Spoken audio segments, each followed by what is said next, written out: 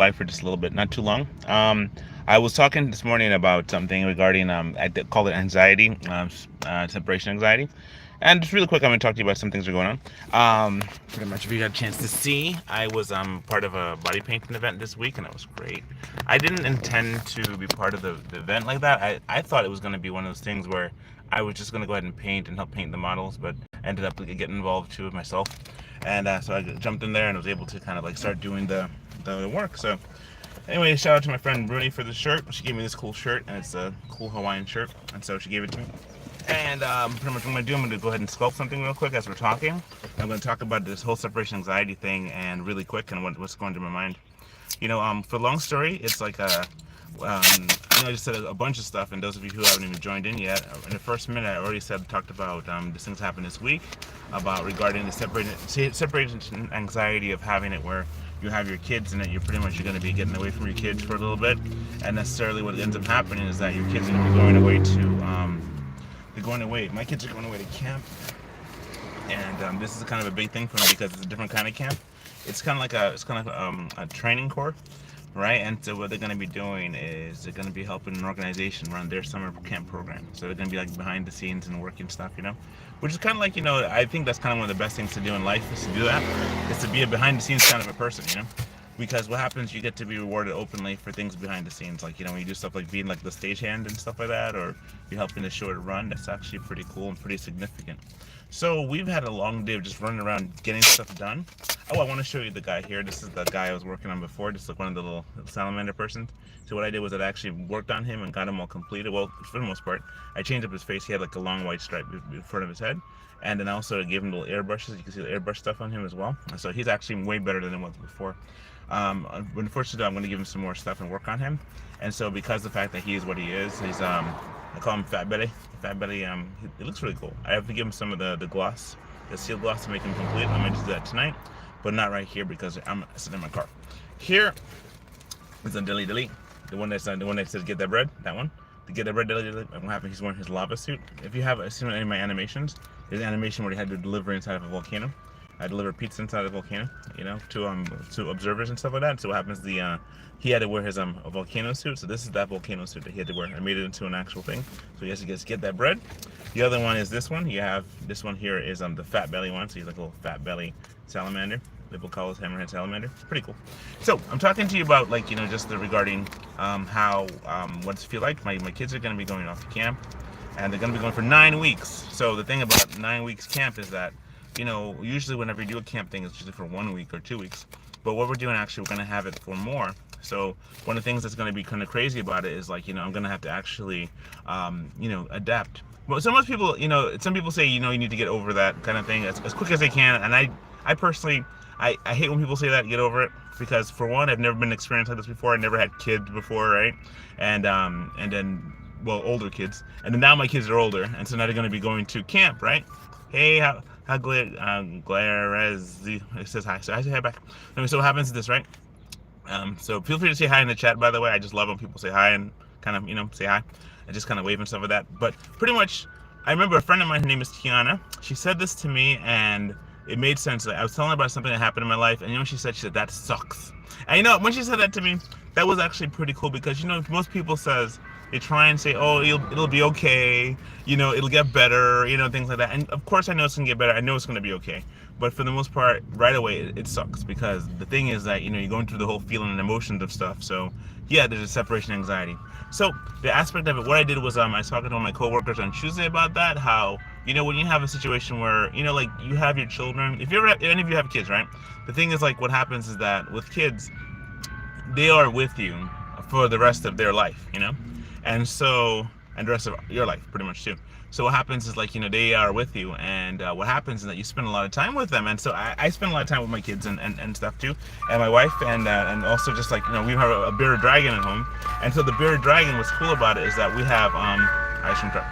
We have this is Belly. That's the ice cream truck right there. So what happens is that this has been a really nice day, by the way. This shirt, by the way, I've seen before. This shirt was given to my friend Bruni. Bruni gave me this shirt. She's really cool. And so pretty much I said let me wear it. I found it's 100% cotton, so it breathes. Anyway, long story short, what I'm saying is that you have this thing where when you have your kids, it's a somber moment because you realize at that point that little person is dependent upon you, you know. And now my kids are older, obviously, because they don't stay young forever. But what ends up happening is that when you start making, you have children, you come to a realization, like I said in Ultron, the Age of Ultron, they say that kids are there to replace the parents, and it's a thing where that's true. You know that one day you're gonna have to hand over your stuff to the kids. But more than that, it's like there's a part where you have to hand them over to the world. First you got to hand them over to the world, and then the world itself has to the world itself has to be kind to them or something, or teach them a lesson that you can't teach anywhere else. And so incidentally they have to go through the crucible of life, and that's one of the things that everybody has to go through. So every one of us has to go through that. So I'm not sure what I'm actually making with the masking tape. My hands are doing it. I'm thinking a snake, a dragon, I don't know. But give me an idea real quick in the chat. Let me see. Let me know what you guys are thinking, because I'm gonna start working on something. My hands are just talking. Actually, my mouth's talking, but my hands are just working on stuff. And I thought of making a people. I made a little person this afternoon, and so I like making people. It's always fun.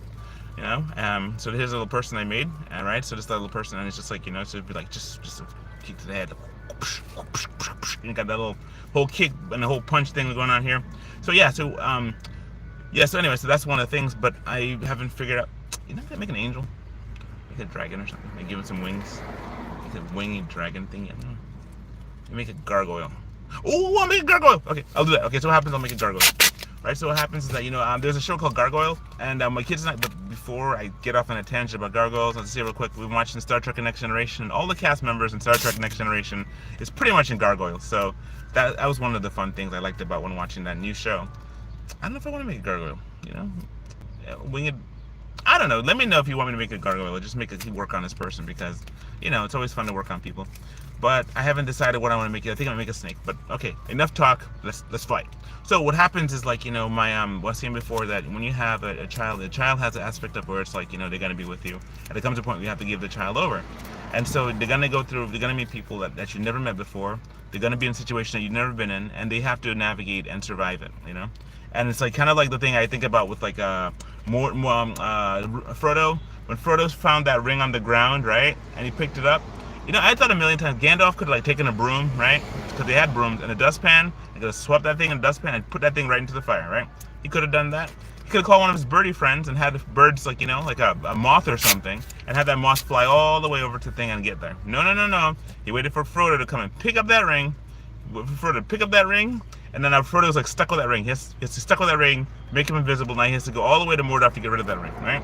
So the thing is, like, when you have a kid, it's kind of like that. You pick up a child, you have a relationship, you have your wife and you have a kid, and then that kid, as soon as you see that, it's like one of those things where it's like, you're going onto a big journey, and it's like the thing is, kids have to do the same journey too. They got to go into the whole thing with Mordor and survive, So I think about that, and it's really contemplative, I mean, it's really contemplative. I just think about like how I just think about how it's like you just I'm trying to find the word.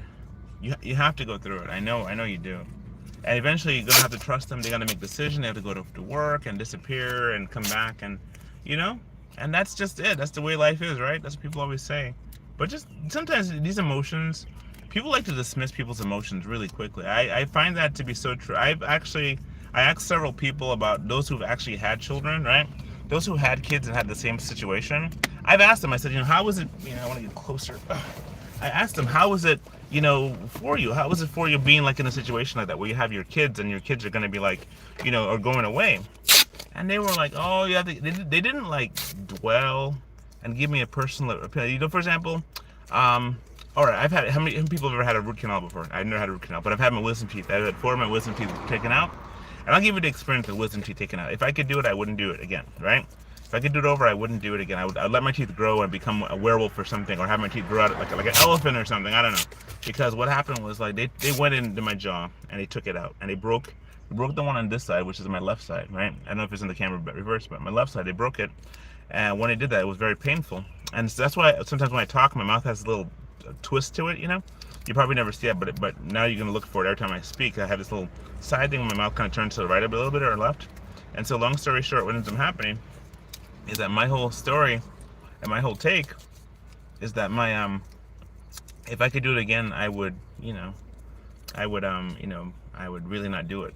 So, for example, when people say, how was it they asked me the question, I would say if I had another chance, I wouldn't do it again because it was very painful. It left me with like side effects, damage, all kind of stuff. That given the choice, I just would not do it again. So, so how I feel about it, I feel like I didn't like it. The whole thing about having my wisdom teeth taken out, and that's how you kind of answer people. You don't give people the answer, "Oh, you'll get through it." Yeah, you'll get through it. You're not gonna die, and if you did die, it'd be like, "Well, I guess you didn't get through it," and they'd be like, "Oops, sorry." But that's the thing. Most people like to dismiss it. I. It's almost to the point where I've had many times to talk to different people in my life, and they come to the point where they all kind of start saying things where they'll say things that are just to shut you down. It's kind of like is that people don't want to think about the feelings or about the emotions or the situation that it comes through a situation. What they'll do is that they automatically just shut you down. And when they do that, right? When they do that, what ends up happening is that sorry, what ends up happening is that you are left with a situation where now you have to deal with something, right? You have to deal with something, and you don't sure because you never had these emotions before. I had a friend of ours that, as soon as you begin saying anything, they would automatically launch into a story about their life, and they did this so many times to the point where I was like, I don't want to talk anymore, because I mean, if I tell you anything, it's going to be a story about your life and how you overcame this thing, and I guess you think that's supposed to be a help, but sometimes just let a person vent. I mean, like, honestly, just let the person vent, let the person air out what they have to say, because there's a reason for that. I have to process these emotions because now there's new emotion. Like you're watching that Inside Out 2, right? Inside Out, that movie 2. There's a part where you have to let your emotions do the thing they're supposed to do. Now, I don't think you should let your emotions run unhinged. I don't think you should go off like start attacking people, like yelling at people and calling people's names. But there's things you have to kind of work out, and you got to put it in check. You got to put your emotions in check. You can't just have it where you're gonna be like, okay, this is the situation you have. Like the other day when I had to think with them with Trump and versus Elon and all that stuff, right? Yeah, I don't know what side of it you're on. I'm actually on the point where I'm just mad at everybody, all the politicians, right? I don't, all of them, and even those who help. But one of the things they said that down, he's coming to say sorry and all that stuff. So I'm just like, whatever. So for the most part, though, I just listen to that. But I'm just saying, there comes a point where you have to deal with your emotions and you have to deal with the ramifications of things. So when a person automatically tells you, "Oh, you'll get through that," or "It'll be okay," I understand what they're trying to do. They're trying to ease your pain, but you have to go through this pain. So it's kind of like, they're telling you have to let your kids go through this thing, and I'm telling you that my pain is painful, and said, "Oh, don't worry about it, it'll be okay." So it's kind of like on one side, let them go, and on the other side, diminish your pain. It's like let them go, and on your side, diminish your fears. So check out deli. This is the other deli, right? Keep my creatures in the bags. So this is deli here. He's like, blah, blah, blah, blah, blah, blah. So this is deli. And what happens is that I wanted to take him out just to show you how cool he is, because he's a cool little creature. And so deli. This is deli, and he's my hammerhead salamander, Diplocalus, right? Long story short, what happens is that my scenario is you really have to take people's advice with a grain of salt, because what happens, most people, like they said, most people don't think about you, okay? They're not thinking about your situation or your problem. Most people are thinking about them and thinking about their situations and their problems, right? And so because they're thinking about their situations and their problems, they can hardly even hear what you said. I remember one time I was talking to somebody, and I swear they were listening to me. I thought they were listening to everything I was saying, right? But no, they did not listen to a word I said. They listened to everything they were thinking about, right? And they listened to all the stuff that are going on in their life, and they had no idea what I talked about. As a matter of fact, they actually repeated the same thing I was just talking about and asked me how I was doing. And I realized at that point that most people don't know how to help other people. So that's why I turned to the Lord. I said, "Lord, help me," because at the end of the day, He does. And so in a situation, He's like, He goes like, "I know what it's like to give up my son. I know what it's like to to lose and to have something that you hold dear to be in sacrifice. And it's like you have that thing where I was trying to talk to like a family member of mine today, just try to and they just kind of laughed it off and thought it was the funniest thing and thought it was all cute and stuff. And I'm just like, these people I call them invalidators, So you don't go to those kind of people for advice, okay? You don't go to them for advice, for any comfort, for nothing. You see them in the road, you say hi, you walk away. You be polite and all that stuff, but you just walk away because you just learn. You say, you know what? I'm not gonna get nothing from this person, at all. And you got to treat them as such. So that's why I said I'm getting to the point now where I stopped telling people I know how you feel. There was one time it happened. I remember there was a lady, right, and I was working at in a company, and what happened? She was married for 50 years.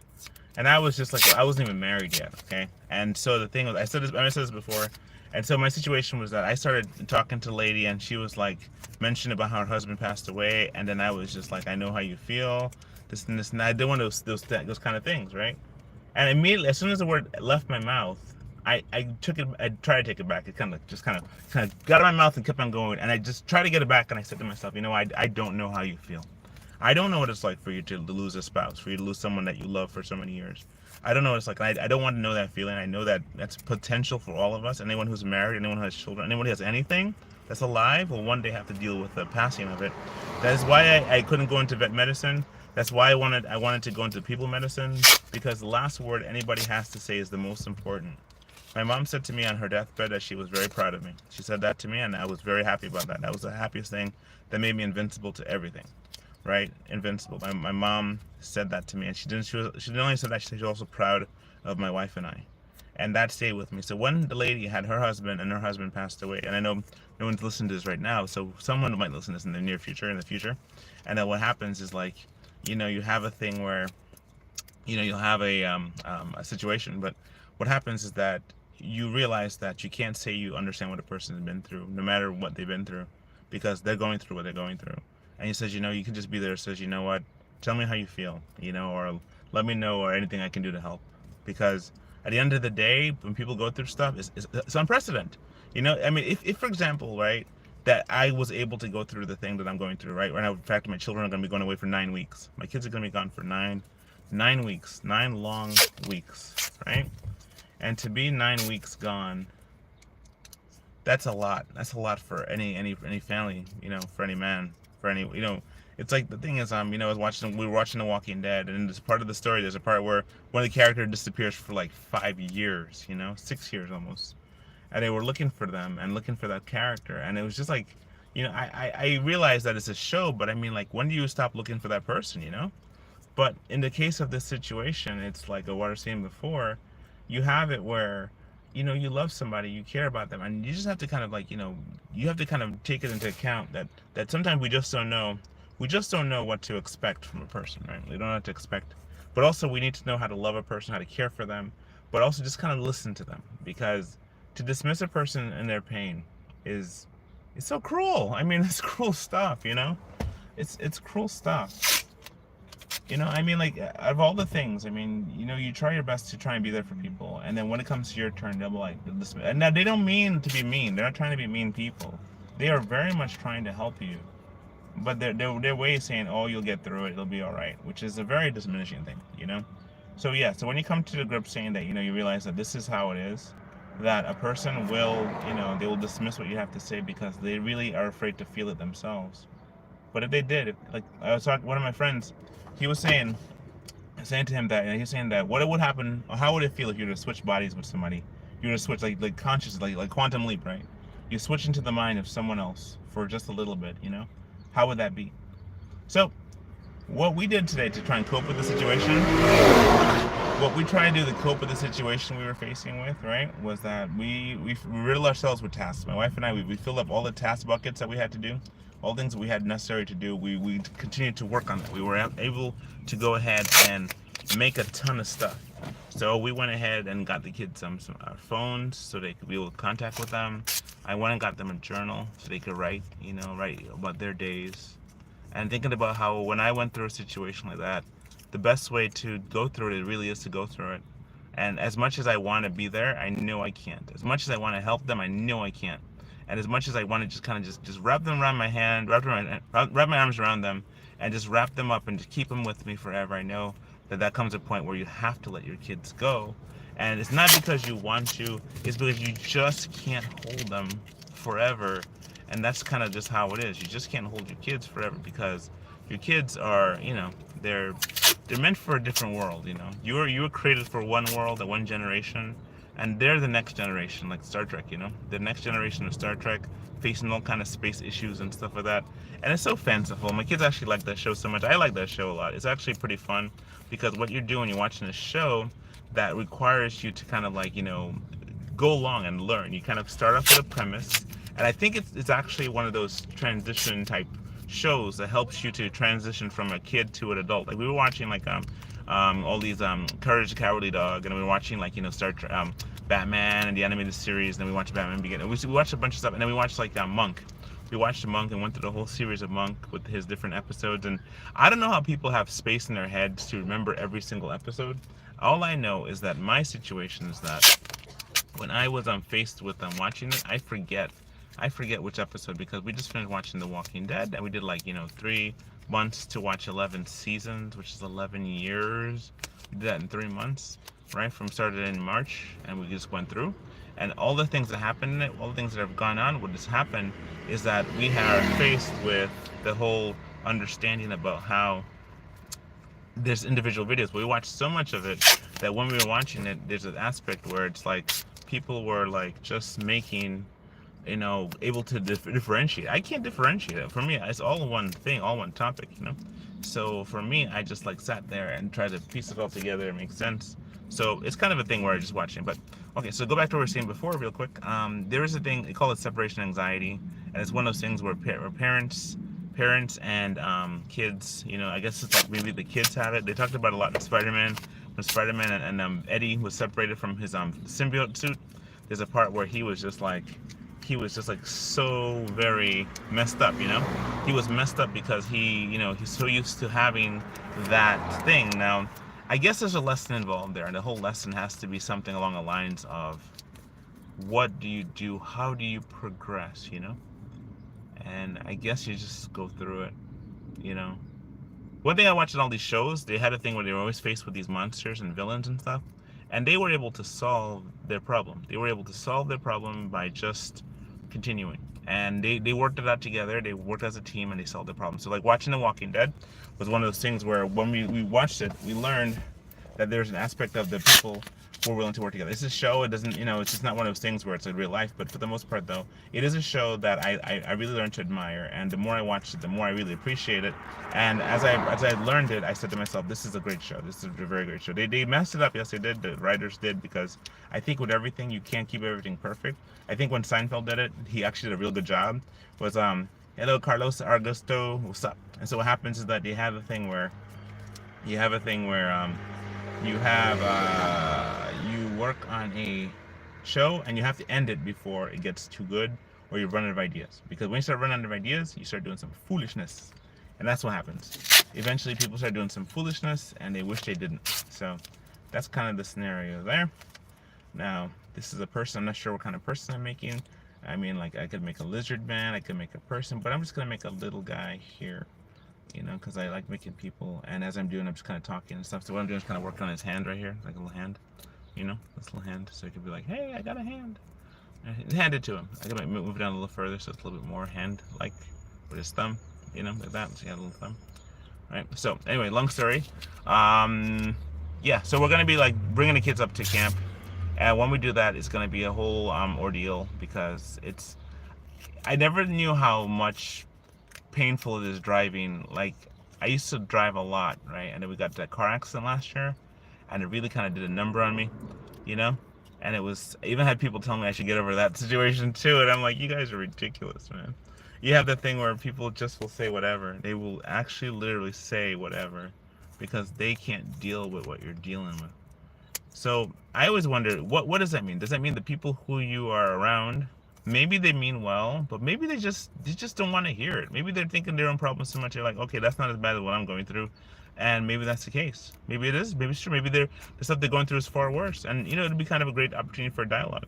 But instead, what ends happening, you have where people just dominate the conversation, start talking about their problems and their feelings, and not willing to listen. So there was a time where I was talking to one of my coworkers at work, and I said, there is an aspect of, let a person say what they have to say, because once they say what they have to say, it's now said. And now you can give them all the advice you want, but let them finish. Let let let them finish. So today was a nice sunny day. I was hoping we'd go to the beach, but time has eluded us. Um, I have to go to work tomorrow, so I have to definitely go to sleep soon. And incidentally, what it means, I got to get up to go to work, and then after that, we're gonna go to begin our drive. And the drive that we're gonna do is, it's pretty far up there. I used to, I remember when I was courting my wife, I did this drive no problem. I was a young buck, and I realized how much strain I was able to put on my body. My body was able to sustain. But now it's like, okay, working a day of work, and then going on a drive that's like several hours up, you know, and got it's a Friday. It's gonna be a Friday drive, and that's gonna be something. So that's something there. But again, that's if you ever experienced that, let me know in the chat that you ever experienced something like that. That the sucky feeling and what it's like to have to, you're not, my family member didn't die or anything like that. They're actually alive and they're gonna come back, Lord willing. But just knowing that the fact that you have to give something that you love, like a person going on a trip. Like for example, you have somebody in the military, right? And they go on a military trip.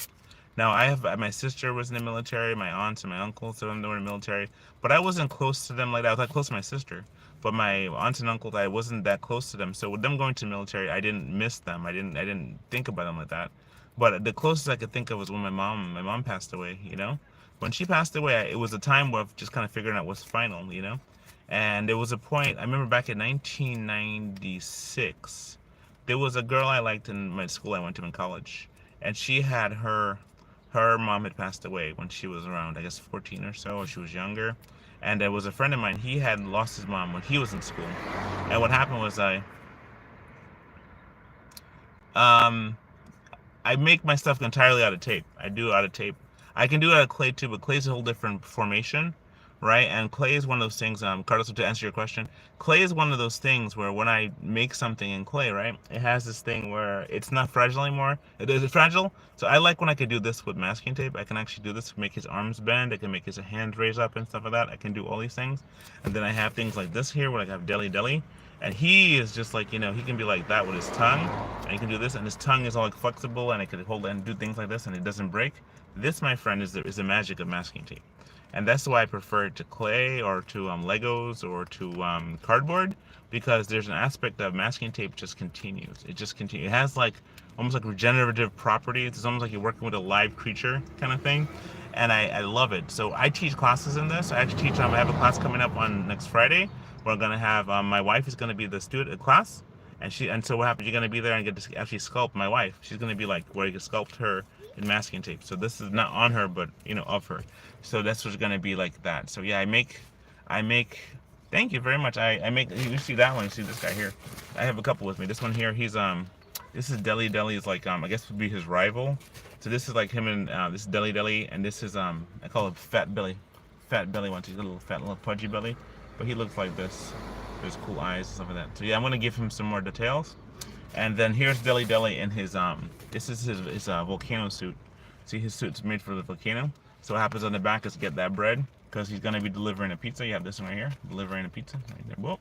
And this here comes out, and you have that. And this is the pizza. Oh. Pizza fell down. So I have this right here. This is the pizza that he's delivering. Or he's delivering that pizza. So right here, I just put the pizza back in the pizza container. And you look at that right here, and there you have that. This is all tape, my friend, except for his eyeballs. Right here is tape, and this is tape, and this right here is tape, and that right here is tape. And this right there is tape, and that right here is tape. And even tape, right there in the back, and on it says, get that bread. And that's marketing. But this here, his whole outfit is made of tape. His headset is made of tape. Even the glass right here, his eyeballs, right there, you can see through it, see me through it, right? See that right there, right? Look at that. You can see right through it. It's made of tape. So there you have a tape. His volcano suit. When he goes in the volcano, delivers pizza, because they want to make sure the food is hot. And it's still they don't tip. All that is tape. Thank you very much. I really appreciate that. If you'd like me to make one for you, let me know. You can write me a message. One Life Must Art. Proton.me, and I do that. I make masking tape artwork. I also do sculpting, by the way. I do sculpting with people. So here's one that I've been working on. This is one of my puppet classes. I'm working as a puppet class, and so this is like a puppeteering class I'm going to be working on. And I have to put that together for the most part, because right now I was just talking about how I spent time just kind of with my family, and we're trying to deal with the fact that there is such sadness, such utter sadness. It is so sad because why? My daughter and my son will be going away to a camp program, and because it's so sad, I have to think, well, not woe is me, because no one likes to be helpless and full of pity. Instead, what happens is that you want to definitely rise up and face your challenges and put your hands up and go, and don't ever give up. And you reach on, you keep reaching on, you reach on, you reach up, and you just don't give up. Don't give up. You reach and you step and you do high step and you kick and you jump and you fall down and you keep going, my friend. You just keep going. Because if you don't keep going, it means you stop going. So if you don't keep going, you stop growing. So there it happened. So this one got hips too. So that's right. What happened there? So don't give up. But for the most part, though, I want to say that there's an aspect where it's like you have to just keep trying, and this is what it's like when they just make a tape picture. So yeah, this is what I'm kind of just dealing with right now. I get all pieces filled out. Yeah, I did a body paint this week. And it was really kind of fun because what happened was I didn't intend to. It all started with like just the aspect of like my a friend of mine, he invited me to do it, or actually he was doing it and I invited myself. I said, can I do it too? And he said, sure. So he invited me, and then when I went to it, I got there, signed a consent form, and the consent form was just to paint, and so paint a person. But he said, you want to get painted too? And I was like, sure. Well, not at first. I was like, nah, I'm not ready for it. And then I was like, you know what? Yeah, so it was at the Guggenheim. So if you look up the Guggenheim, you'll find my artwork there, or me there. You see me being painted. I have all the videos of that, and I have made a video of it. I have some you look at my Instagram. Instagram is One Life Must Art, and you can see some of the cool work there. But don't give up. Don't give up. You gotta rise up above the challenges. Rise and face the music, and dance. That's what you gotta do. You gotta just dance. So anyway, so that's how it is, right, with the stuff that we're doing. So this one here is a puppetry I'm working on, and it's just pretty cool. I made a couple of puppets, and I'll show you the other one. This one is like, my kids go crazy with this one. So this one here, this one is 100% masking tape, and also got blue tape, right? And they got like this. So I made a little mouth, a little chin. He's just like, yes, yes, right, like the reverend. So this is all tape. Right, and then like that, and then my kids were like, he's got the booty, you gotta see the hell booty right there. Kids love that. I don't know why kids are all just obsessed with that, but they just go crazy with that. See, you got like cake like that. Anyway, so that's kind of thing there. So anyway, yes, I'm showing you a dancing masking tape sculpture, but yes, all made of tape, by the way, too. So this is all part of the class. So it's like, yeah.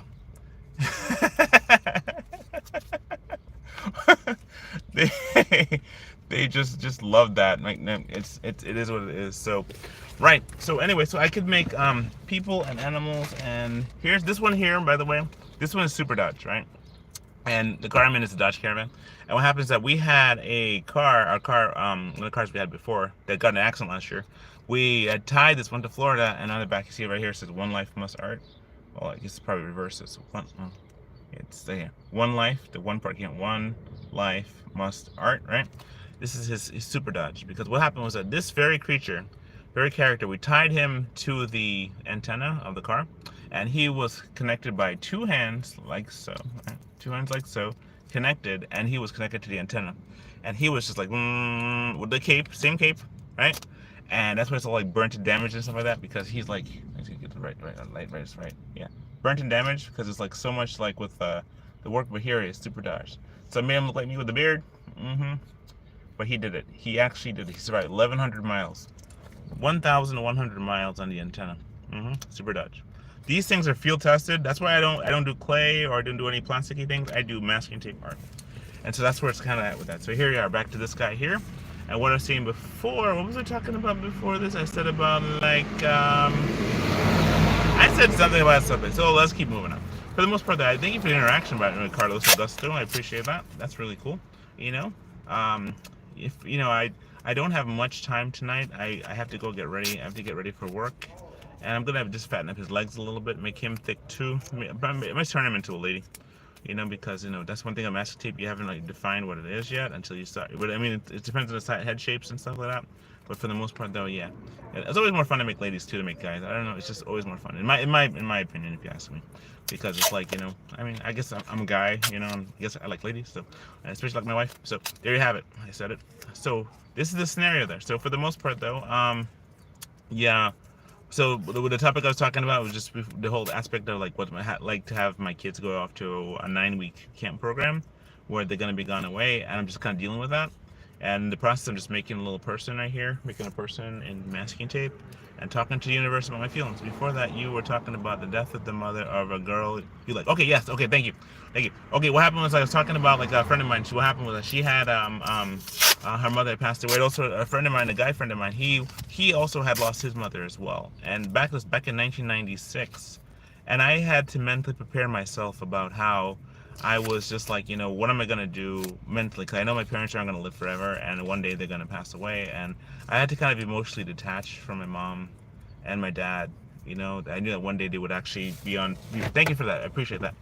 For Carlos for reminding me where it was, because they were just kind of mentioning about how there's an aspect of like that. So I started preparing myself, and in 1990, 1995, 1996 is when that happened. 1995, a year before that, I was actually working on a dairy farm, and I was just like a little kid, and understanding there's tough things in life. That was my crucible experience, and so my kids, I believe, are going to go through the same crucible experience too. They're going through a really tough situation, but I was dealing with people who didn't know the Lord, didn't know Jesus, right? Or they knew familiar with religiosity, but they didn't know. And so I was kind of going through a process of knowing what I believe and why I believe it, as opposed to just kind of like just going through the motions. So anyway, so back to the thing. I had to prepare myself when my mother's passing away. I had to prepare myself knowing that one day she was going to pass. And so incidentally, what ended up happening is that my thought process was that I had to prepare. So that actually happened because my mom passed away in 2002. So 2002 is when my mom actually did pass away. And when it happened, I remember it was right after I got married. My wife and I got married, and who's still my wife. My wife and I have been married for about going to be 23 years on Sunday, not the next Sunday. And so we're going to be celebrating our 23rd anniversary. And the thing is, like, what's so cool is that when I love my wife, and I think my wife is awesome, and she's a wonderful person. And so she was there with me when my mom passed away. She was also, my mom was very proud of my wife too, and she still, so she last thing she said to me and to her was that she was proud of me and her. And I loved that. That was clear as day. She said it to me with my ears. I heard that. Then she said something else that was very terrible, but not about me, but some other family members. She said something very terrible about, and I've always struggled whether to tell the family members what my mom said on her deathbed, and I know I'm telling the universe about it, but I just decided just not, because I don't think it was going to help anyone. I think the thing that helped me is going to destroy them. So I decided, let me just not to say anything about that. So anyway, long story short, I just didn't. I just decided not to say that. But for the most part, though, I had prepared myself 5 years earlier, almost 6 years earlier, 2006, 2000, yeah, 6 years earlier, to mentally prepare about that situation. So my life had a preparation aspect for it, and so when I went through the thing of when my mother passed, that was a very tough thing to go through, because your mom carried you for 9 months. I don't know your situation between you and your mother, and what you've gone through, and whatever sucky thing you had to go through regarding your family and your parents and stuff. I don't know. And I just ask that God will heal you in whatever situation you did, if you had a bad situation, and that God will give you strength if you had give you strength to encourage others if you had a good one, and to be a good parent yourself.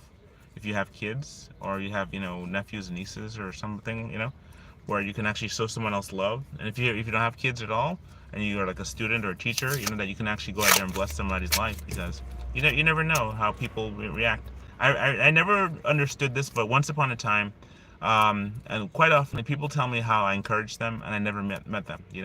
Like sometimes you talk to people on YouTube. I mean, I'm talking to YouTube right now, and the people in the world. I just see your texts. I don't see your faces. I don't know how people listen for how long, but I just, like, as I'm sitting here making a tape creature, a little man of tape. I'm just sitting here talking, and it's just like what's going on is like my thought process is like, I'm just thinking about, what your struggles are and what you're going through, and how we the things that seem to be so overwhelming, we can make through it, but you have to go through it. And it's like you cannot diminish that process. You cannot shortchange a person. Even saying to a person, you'll make it through, I don't want to diminish it. I want us to go through it, to feel everything about it, that whole new world of experiences you're going through, to really understand, Like we were watching the Walking Dead, and they had a thing where they were going through a scenario of different things. They're breaking each character down, and you just kind of, it's like, I was thinking about what kind of revenge they're gonna have on the other side. Um, on the other side, when they come through this, because they have a tendency walking, they always get back at the enemies who get them, and it's usually most sitcoms and stories. They always have one story they're trying to work through, one kind of scenario they're trying to get through, and what ends up happening is that they get through it, they get through it, they get better, and then, they get the enemy and they destroy the person falls down a flight of stairs onto some bullets or something, and they win. But in real life, what ends up happening, I had a situation that happened to me that really sucked, but I had to kind of work through it. It was a time where I had, I don't have that many enemies, right? Because I tend to be a very reasonable person. You can hear my voice. I tend to be reasonable, but I got enemies, right? I got people who are just, I mean, really, who are like, I guess they don't like me, and that's life, right? That's life. You get people who don't like you. That's life.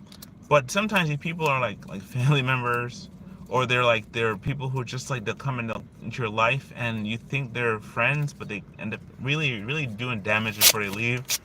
And in this situation where I had this one situation, I was just faced most recently in a part where I had to break ties with somebody, because I couldn't chill with them anymore. I had to kind of just let them go, right? And incidentally, when I let this person go, I met this person the other day, and I had to just keep a stiff upper lip, and I had to be like all about, being a stronger person.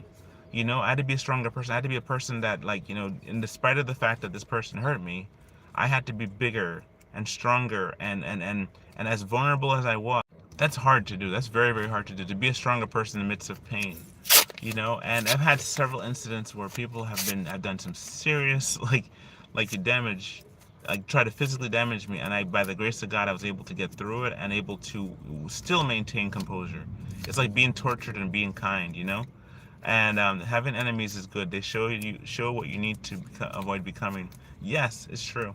And it's like the thing is, but sometimes when that enemy is someone very close to you, and you are like supposed to kind of go to that person for like understanding, or understanding and the wisdom, and then that person doesn't give you any wisdom. Instead they give you manipulation. That is hard to deal with. That's like a level 10. Like, out of all the enemies I've ever had in life, there are enemies who leave you because you go home from school, enemies that you graduate from, enemies that teachers you don't like, or teachers that hate you, right? Or principals, whatever. They leave you. But what happens, there's some enemies that don't leave you. They're kind of like, there's I remember Medea, what's the name? Tyler Perry was talking about, as he's dressed up like, what's her face? That a grandmother thing, Medea. I didn't watch the episode, but I saw that one thing, and it said that some people come into your life and they're there forever, like the roots, like a tree, like trees. And so they're deep like trees, they're like the roots that help you build up, and they stay in the ground, they don't rise up with you. But they hold you in place. There's others who are strength, they have like they're there like the trunk, they'll stand and support you. Then there's other ones that are like the branches that'll help you get things, but then they don't really, you're not there for support, they're just kind of there to help you with a couple of things. And then the people who are leaves, who leave you in a situation, they're there for a season and they leave you, and they come back again, or they leave you, but they're no support, they're just there to do a service and then leave. And then sometimes, like you talk about like coworkers and stuff, people say, but you must never be friends with your coworkers. I've had nothing but good coworkers that were good to me. I've had a couple of bad ones, but the good ones outweighed the bad ones, and even the bad ones became good ones after a while. Because the thing was, like, I never was a person trying to get the whole job or to sabotage somebody else's climb. I didn't try that. I wasn't about that. My thing was always about just having, being a good person, representing the Most High, trying to be a good servant of God, and trying to, like, just, people talk about walking with Him, and there's actually like knowing Him, but actually serving Him. And so that's what happens. So when you do these things, right, people might be upset with you, misunderstanding, but they later realize, oh my word, this person was really trying to help me that way. But then you have people who they take the goodness you have and they use it against you. It's kind of like you're fighting like your Terminator robots, right? Terminator, they pretend to be like the Terminator 2. I remember in what do you call it? They had this thing where they had this thing in Terminator 3, right, or 4, at Terminator Salvation, when they're talking and he's listening to the voices of his mother. John Connor's listening to the voice of his mother, and they have right before the Marcus one comes in, right? The Marcus one is actually like a human a robot who is covered. It's like a human robot, right? And he's just kind of the other way around, as opposed to being a robot, your robot who's pretends to be human, right? So it's a human who's like, he's a human, but he has a robot body. And what happens is like, he's like more like a cyborg. I guess both of them are cyborgs, but one is a cyborg robot cyborg, and the other one's like an android, I guess. One's a robot, the Terminators are robots, but they're cybernetic, right? As opposed to someone who's a cyborg who's human, and then they have robot parts like cyborg. So anyway, so what happened in the story? There's a part where he said they're gonna use the best parts about you against yourself, and that's kind of the hardest one, because if you know somebody loves the Lord and you talk about turn the other cheek, that means you know the scriptures enough to tell a person to turn the other cheek, right? That's like kind of a tough thing to say to somebody, right? Because you know that means that they're supposed to, like, in a sense, take a hit and keep going, right? But if you use that on somebody, that's like you're manipulating the scripture. You're purposely knowing something. That's like knowing a secret code that a person has internally to deal with a conflict. And instead of like using that to solve a conflict, use that to further the conflict. You say, oh, I know you're going to give me a break. Like many times people say, oh, if you're a Christian, you're supposed to act this way. And they kind of shake their head and say, oh, you're a Christian, you're supposed to act this way. But I said, well, then if you know what a Christian is, then show me what the Christian is, right? Show me how a person's supposed to act like a Christian, like act like Jesus. They say, oh, Jesus with this. And they don't act like him at all. Instead, they act like the opposite. They act like they're a jerk. They say his name in vain, all these different things. And then what happens is that when you're faced with a situation, you are presented with a person who's just there to judge you, but they're not judging themselves, right? And I guess that's kind of what my whole point of everything I was saying about the whole separation anxiety thing is that you want people to understand what you're going through as a person, your struggle. So when you go through a personal struggle, you want them to let you say what you have to say. And if they have a situation, after you say what you say, you want them to remedy by giving you a piece of it. Like, okay, I know how you feel, or I think I know how you feel because this is what I'm feeling. You feel, and I repeat to the person, you feel as though your world is coming apart, and this thing is gonna make you. Because I know the thing is that I'm concerned about, and I'm really concerned about, is that in the situation, whenever you come through a crossroad, right? You come to these crossroads in life, right? These like canon events. You are going to be different. You're gonna go on this path here, right? I guess I'm not do this way. You're across. You come in one way, right? You come in one way, and you hit a crossroad, and that's what a crossroad is. It's time for a decision. You're gonna make a decision to go this way, or you're gonna make a decision to go that way. And so if you go this way, right? Go this way, you're gonna become a different person than if you went the other way. If you went this way, you're gonna become a different person. So if you go, you can't go both. You have to make a decision. You have to go one or the other, and you have to make a decision, not make a choice, because you can't choose and go back and forth. It's like they come to a point where I remember a point when I was asking my wife to get into a relationship with my wife, to a courtship. It came down to two people, right? Two people that I really liked. It was my wife, and it was another person, right? And what happened was, she was my wife yet, obviously, but it became two persons. I had to make a decision. And the decision was that I'm going to choose one and forsake the other one. Even though the other one was really, really cool and a really nice person, and we're still friends to this day, but I had to forsake them and go and become one with my wife, become a new creation with my wife. So the thing is, like, there comes a point where you cannot go two steps at the same time. That's why people always talk about the thing where you cannot go two different directions at the same time. You have to make a decision, and you have to go one way, and that's it. And you can't go that way and this way. It's like the thing with Batman and Spider-Man and all that stuff, those fictional characters. They make it so interesting and simple. There's only one topic they always fighting with. Like, oh, they love this one person, that's the one problem. But the problem is when they go with that one person with their superpower, they create a whole new world of trouble because the people are always coming back together. The best thing for a superhero is to marry another superhero. That's it. If you're a superhero, you must marry another superhero. Otherwise, you're going to have superhero problems. You're going to be always saving the people trying to come and get you. Find your superhero, you're going to kill the people you love. So your whole family has to be a superhero too, just like the Incredibles. Otherwise, you're in trouble. So, oh goodness. Anyway, so we have that. I almost fell off the chair. In my car, I almost fell off the chair. All right, so what happens is this, right? It's 49. I'm going to go for another 10 more minutes because my back is killing me, and I got to just kind of come to conclusion with these things, because you just can't go on forever, and you really can, but you just shouldn't, because it comes to a point, like in everything, you have to come to an end. And that's the thing about Walking Dead. I have to talk about that. It has to come to a point where you have to end this show. You just have to. Not because there's not money to be made, not because there's something. There comes a point where you have to end it. You have to stop. You have to stop the Jurassic Park movies. You have to stop the Star Wars movies. You have to stop all these things, right? You have to come to the part where you stop it and you do something else, right? That's why They said, I heard the other day, and this floored me. They said that Walt Disney didn't want to have, he didn't believe in sequels. The man said that on his dying bed, he did not believe in sequels, and they continued to pour out sequels of his property and ID. And even though they stole a lot of IP and made things good, there was lessons for children and all that stuff. No, now they've gone on and just made sequel after sequel, and taken the man's legacy and turned it into money and property, and they're making billions of dollars, but they're just killing it. Anyway, so they're killing it. They're killing the situation because they're supposed to stop the man with things. So there comes a point where you have to.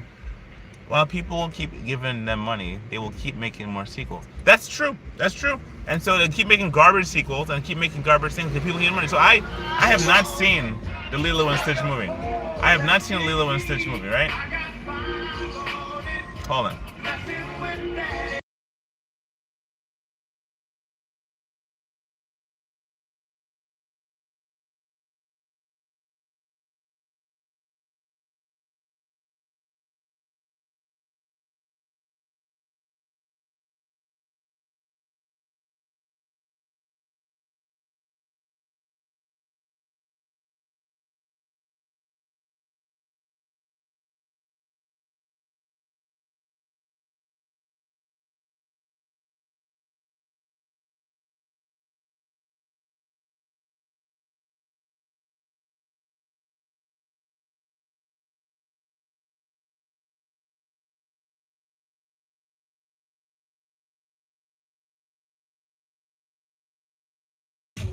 All right, I had to kind of the music on the other side, right? I had to kind of turn off the thing because people like come in and they just start making like noise.